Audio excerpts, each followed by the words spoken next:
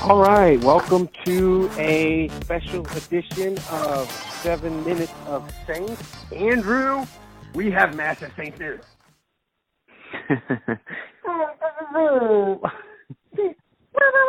They dropped the air horn in. Listen, the Saints, they beat the Miami Dolphins for a quarterback again. Teddy Bridgewater spurned the Dolphins' offer and is staying with the Saints.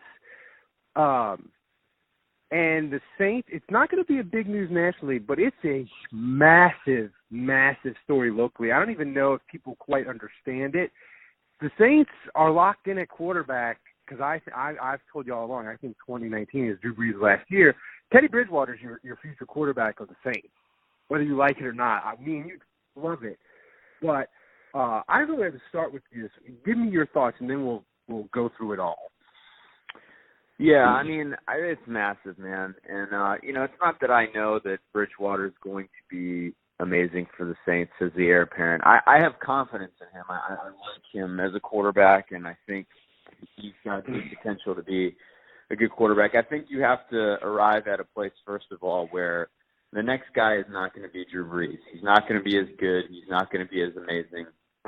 But if you can get a top 15 quarterback in the league, you can win football games, you can be in contention. And I believe that's the case with Bridgewater. I think he can be that, especially with Sean Payton. I thought last year I hated the trade. I hated giving up a third-round pick for a guy in a contract year. And I said, the only way this pick is worth it is if he becomes your quarterback in the future and you re-sign him. If he's a backup for 1 year and he doesn't play, it's a horrific trade. Horrific. And let's say that the Saints said all along, look, we're going to get him in the building, and that's going to help us keep him. And the thing is, somebody will say, well, why give up the third-round pick if he's a backup? Why don't you just try to sign him when he's a free agent later? But the Saints, they could not do this move if he's not in the building, right? If he's not in the building and he's got the Saints or Miami, he's like, I'm going to Miami. I don't know the Saints. Yeah, they're telling me I could be a backup for Drew Brees. I don't know, but he was here for a year, and he fucking loves it, right?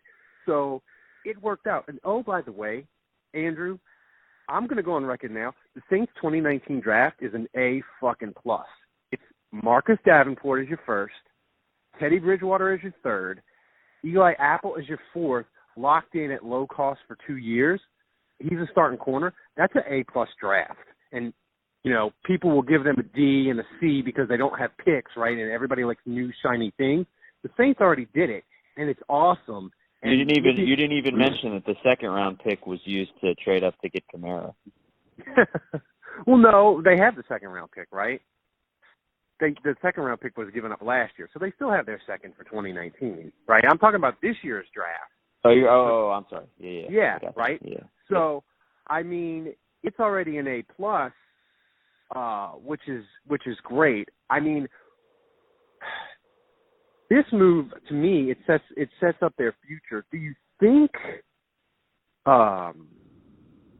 it was a difficult decision for Bridgewater to spurn Miami? I'm surprised he made it. And all along I said that Miami, was kind of the last place I was worried about. And I said this on the podcast. Yeah. I told you, I was like, well, Miami's the only one we have left to worry about. And I was worried that they would offer him an opportunity to start now. And it sounds like they offered him that. And for him to pass on that is shocking to me. I'm just really surprised that he would forego starting now and show like the maturity and the patience to say, no, I'm going to stay with the Saints for less money and less immediate opportunity because, I see the end game, I see the long game. And I mean, that's a tremendous amount of poise and patience and maturity on his part. Yeah, so I'm surprised by that. I mean, one thing I want to add too is, I've seen these reports from Pro Football Talk about Sean Payton maybe wanting to go to the Cowboys after Drew Brees leaves. And I don't believe him. I don't know that I necessarily think that's a thing. But I will tell you that this has got to motivate Sean Payton to want to stick around because now he's like, man, I've got this quarterback that's like the next era And I like this guy, and I believe I can win with him. And I just feel like Sean Payton is going to feel more committed to the Saints long-term post-Breeze, given Bridgewater saying, hey, I'm investing in you. So I think that has huge implications potentially for Payton staying if there was even a doubt. I mean, the Saints, and listen, with Bridgewater, like you said, we don't know if he's good. He came back from the knee injury. He was a nice quarterback for Minnesota. They had a really good defense. They won a division title. They would have won a playoff game if their kicker would have kicked a 20-something-yard field goal, right? So we know he's a pretty nice quarterback, but we don't know.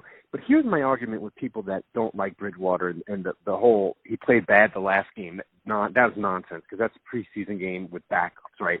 But my thing with when I argue with people with Bridgewater, even putting aside the ridiculous argument about how he looked the last game, is the option is Bridgewater or a mystery door post-Breeze, because you don't. If you don't like Bridgewater, your plan to get a quarterback, you don't have a plan. You're just like, we're going to draft one. We'll see what's out there. So I'm taking Bridgewater over the fucking mystery door every single time, because the worst case for me for Bridgewater, besides he gets injured again, which you can't predict for any player, right? I mean, Drew Brees, his shoulder was wrecked. The Saints signed him, and he's been amazingly healthy for more than a decade, right? So you can't tell. To me, the worst possibly healthy. Yeah. You know, to me, the worst case scenario with Bridgewater is he's Aaron Brooks, and like, not that he has the same style and all the negative things that fans thought about Aaron Brooks, but like it's that same sort of thing where you're like, we just can't win with him. Like, he's just not. He's good, but he's like, you're stuck in this 7 to 9 win range. Yeah, he's Ryan Tannehill. Yeah, he's Ryan, and you can't decide if he's good or he's bad, and you're like, well, maybe if we keep him and we get better and we get him more weapons. But I mean, to me, if that's what he is post-Breeze, sign me up, because I look at Buffalo, I look at other teams that have, struggled when Cleveland, like that's not a bad place to be for the Saints. And Bridgewater's probably, if Breeze retires and they sign him up, they're probably going to sign him up for roughly probably what Nick Foles got at $20 to $22 million a year, which a lot of fans will say is outrageous. But as quarterback salaries go, $20 million, it's not going to be that much with the cap. You're not going to replace the best quarterback in NFL history with the best quarterback in NFL history. Yeah, and so look, you just want to try to get a competent player. And if this, let's say the Saints sign Teddy Breeze retires, and the Saints sign Teddy Bridgewater to a 5-year, $100 million deal next off season, the cap is going to go up probably $10 to $12 million. So now it's $200 million of cap. You're paying Teddy Bridgewater $20 or $22 million. That's 10% of the cap. That is nothing for a quarterback. It really is, and that's the kind of locked-in cost for a quarterback for 3-4 years, where you keep Michael Thomas, you can keep Rankins, you can keep all these other young players, and if he overperforms the contract, you're golden. So I just think it's a massive move, and I can't, like, Mickey Loomis is a wizard. Like, I mean, give the Saints credit for taking a risk like that, giving up a third round for a guy in a contract year, believing that if they can just get him in the building, they can convince him that it's the right move to stay, despite the fact that he was offered more money, despite the fact that he was offered a starting position right away. And, maybe Breeze has set things behind closed doors, but he has not officially said this is my last year, so we don't know that. I mean, contractually, he's got 1 year left, so the Saints could always decide to part ways with him if he's not done. But I mean, for all this to work out and play out the way it did, there was a lot of obstacles and there was a lot of risk. And for it to work out this way is incredible. And I didn't see it coming, but hey, Zach Strief was right. Yeah, he was. And look, that's the kind of thing that, really smart organizations do. And I'm not saying the Saints are, in a level with New England, because New England, Bill Belichick he's on another level. They got the 6 fucking trophies to prove it. But the Saints are really smartly run. And I want to say something about, look, we all get excited about free agent. We want the Saints to do moves. Me and you have been joking constantly since the window opened yesterday. We're like, do something, do something, do something. But the thing is, look at New England. They let Flowers leave. They always let players leave, and it's fine. And the thing is with the Saints, they were never going to do I thought about this morning. They were never going to do a bunch of stuff because they're 13-3, and all their fucking players are super young. And every player that the Saints would add, whoever, if you listen to the show, whoever you wanted, whether you wanted Humphreys or whatever players you wanted the Saints to add at a high salary, you're going to have to look at the Saints roster as it is now with one of their young players and say, okay, he can leave. Like if you sign Adam Humphreys for 4 years, $36 million, you're going to have to say, okay, Marcus Williams, in 2 years, you're going to be gone because you can't add guys at $8 to $12 million a year for long-term deals and keep all these Saints young, good players from their 2 and 3 years of good drafting. It's not possible. So, in a way, I'm kind of fine with the Saints just hanging tight and saying, "Hey, we're gonna have to sign a bunch of our own guys next year. Let's just hang tight and see how this market shakes." And they still may be. Golden Tate may not get money. Cameron Wake they could still do some fun stuff, on the next week or so. But what are you looking for him to do either today or the next couple days after Bridgewater?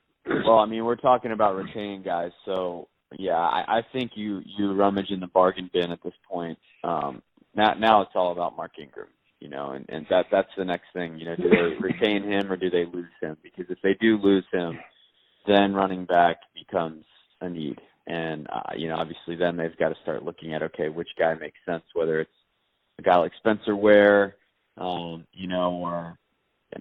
who knows? Are they in play for a guy like Le'Veon Bell? Probably not. But, that would be the question for me is if Mark Ingram goes, who is his replacement? And they would want to try to figure that out pretty quickly. Tevin Coleman's the guy who you maybe look at from the Falcons. Is he a guy you would want to replace Ingram? So, yeah, we'll keep an eye on that. But basically that's the next thing for me, and I think that's the priority at this point. All right, everybody, this is 7 Minutes of Saints. This one was free, but the rest of the week ain't going to be free, and we might have more shows later on today. Probably will. Definitely on later in the week. It's $7 a month. You're going to want to pay the $7 a month because you get the extra shows, you get the breaking news that nobody else has already posted about Teddy Bridgewater. We were first. We're the best. $7 a month. Do it. Andrew, I'll talk to you later.